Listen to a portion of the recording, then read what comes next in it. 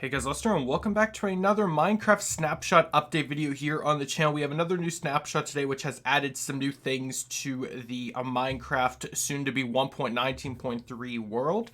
So let's go right over them as quickly as we possibly can. If you guys have been enjoying these snapshot videos, consider leaving a like on the video at the end if you enjoyed it, subscribing if you're new, and leave a comment down below what part of this snapshot you guys like, or if there's something that you do not like, and let's get right into this. So this is Minecraft Snapshot version 22w44a, and as the creator has said, let me just switch pages because we're going to be reading off some of this stuff as we're going. But another Wednesday, another snapshot. This week's snapshot introduces a few new game rules, a few gameplay changes, which include another round of inventory tweaks. As usual, there are a few bug fixes as well. So here's some of the big changes. Bamboo mosaic can now be used as fuel. Chiseled bookshelves now work with hoppers. More changes to the creative inventory, monster spawn changes, spawn egg changes, and step sound changes, which we will be going over everything. So the first thing I kind of have to just read because it's kind of hard to show in the actual Minecraft, but for creative inventory changes, a hopefully final round of changes made to the creative inventory tab. Operator only blocks and items can now be found in the redstone tab. With required permissions. Function blocks added, tinted glass and bee nest, moved respawn anchor before beds, reorder pressure plates by functionality, moved end portal frame and infested blocks into this tab from a natural blocks tab. Redstone blocks added chest, barrel, cauldron, furnace, and composter. For building blocks, they've added chain and block of amethyst, moved block of redstone and block of coal into this tab from the natural blocks tab. Crafting, they've added ancient debris, and they've reordered the following tabs from better consistency: building blocks, nature blocks, consumables, and reordered ore materials and blocks to be more consistent across tabs. So that's all the creative inventory changes. Now we can get on to the more practical stuff, so let me switch back to game. But yeah, it's kind of funny how they're trying to keep the creative inventory only these tabs, because if you guys have played modded Minecraft, you'll know that it just keeps going. There's multiple pages. It's not just this first tab. But they're trying to order it now so everything is more even. I mean, honestly, you could get rid of this tab and just have another tab there if you really wanted to. But as you can see, it looks completely different now. It looks a bit more, I would say, clean, but no one's going to know how to navigate this if all your life you've been going through your creative inventory, you know where stuff is. It's a little bit confusing now where everything is, but like they said, they're trying to just get everything moved how they want it to be. But let's move on to monster spawners. So monster spawners no longer have a default mob inside them. You might notice right here there used to be always a pig inside of them, so they no longer have that. They will no longer emit flames if they are not activated, so again, it's just sitting right there. They've renamed the monster spawner to match the bedrock without the purple color text, so if I click on it, as you can see, it just has a white monster spawner name. And they've added the ability to pick block it now. So if you guys don't know, in your controls there's a pick block command where you can pick up any block by just looking at it, hitting the key you have bound. So that now works with monster spawners. If you go over to a monster spawner that is active, like I have this villager one right here, like normal, you can control pick block, and it should, yeah, it does have villager now selected as the spawner. If you regularly pick block it, it will not have it, just a set mob type. So you're going to want to do control V if you want to capture an actual spawner of whichever type. But this works now for things in creative. I remember when I used to have a server, it was such a hassle to move spawners around when you had custom spawners.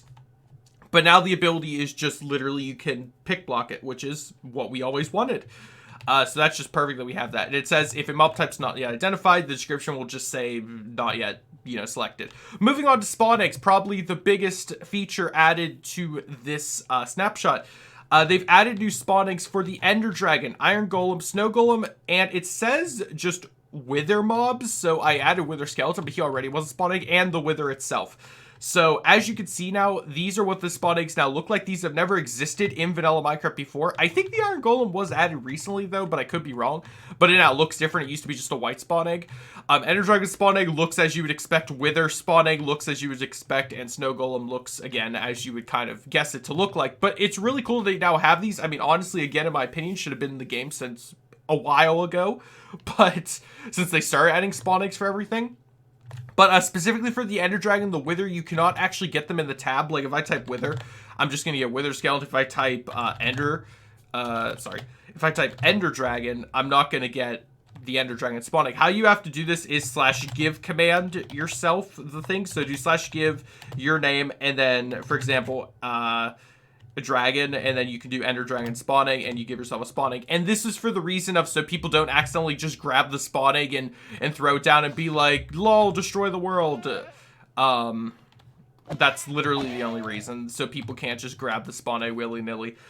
That being said, another thing that's been changed is the polar bear and gas spawnings have been tweaked to look slightly different. This is what they look like now. They used to look the exact same pretty much. Now they look slightly different. You will notice the polar bear is slightly darker color in the gray coloration versus the gas spawning.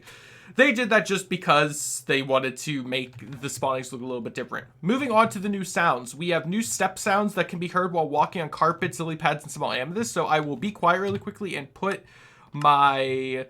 I think it would be... I'm just going to put my volume up to max, so just listen.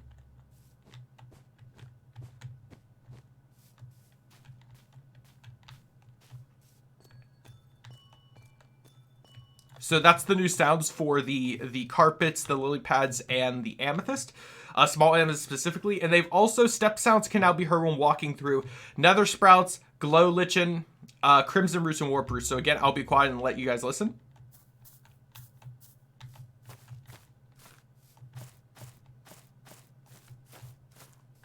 And that's pretty much that. So it's a very useful thing because I'm pretty sure before they just didn't play sounds and now they do. So it's just a little bit more sound just to make things a little bit more nice. And to end off this video, I'll switch back to this screen so we can talk about some technical game rule changes. They've added block explosive drop decay, mob explosion drop decay, and TNT explosion drop decay in the game rules. You can set to false, so all blocks drop loot, or when set to true, blocks drop loot randomly depending on how far the explosion center is. And that's how it always has been. As you guys know, when things have exploded in Minecraft before, the items have always been random. What they drop has never been every block drops correctly. Now you can actually command that being true or false depending. Added snow accumulation height game rule. So when the snow is snowing, this game rule determines the maximum number of snow layers that can be accumulated on each block. Default is set to 1, but you can make it to 0 for no snow at all, or 8. So it can go up to 8, which is really cool. Added water source conversion and lava source conversion game rules. When set to true, allows new sources of that fluid to form. When set default set to true and water set to false for lava. So if you guys, as you guys know, when you're trying to, here, let me actually switch back to game just to show you. If I had lava and I was just kind of trying to make a puddle of lava here, and let's say I filled it up perfectly, okay? So we have that perfectly filled up. If I placed a block here and then destroyed it, you'll see now how the flow gets messed up in certain areas. It doesn't fix itself properly. So you can actually change that now in the config, so lava will actually form a consistent layer, similar how water works. Conversely, you can turn off the water thing off, so the water looks more like lava and gets all messed up. I don't know why you would do that. I'm sure people are going to set the lava thing to true now, because that is something that's always annoyed, I'm pretty sure, the majority of people. But again, default, water is set to true, lava set to false, like how it always has been, but you can change that now. And the final command that we're going to be reading is added global sound effects game rule, controlling whether certain gameplay moments are heard by all players regardless of location. And that is set to true by default. For those who don't know, like the Ender Dragon being defeated, I think the Wither getting defeated also does that. My opinion, that should actually be set to false, because the whole server doesn't have to hear when something dies. I get it's meant to be like a community-based thing, like, oh, the Ender Dragon's done, it's over. But now that you can respawn the Ender Dragon, it's not really a feat to be like, it's over. You know what I mean? Either way, that's pretty much it. There's a bunch of bug fixes that you guys can read up on yourself. In the description of this video, I will have linked the page for the official post for the snapshot. You guys can read up on everything. But yeah, let me know what your favorite feature is from this snapshot, what you like about it. My personal favorite thing is finally getting the Ender Dragon and Wither spawn eggs, but you guys can determine that for yourselves. I know a lot of people are going to like the spawner change, so you can now actually pick up the spawner, and possibly the water lava change or the sound effects. Either way, that's going to do for this snapshot. I plan on covering these every time there's something like new added. I don't want to keep doing it, but I only did this update video solely for the purpose of the Ender Dragon spawning being officially added into Minecraft. Otherwise, that's going to do for this video. I hope you all have a great day. Stay safe, everybody. Goodbye.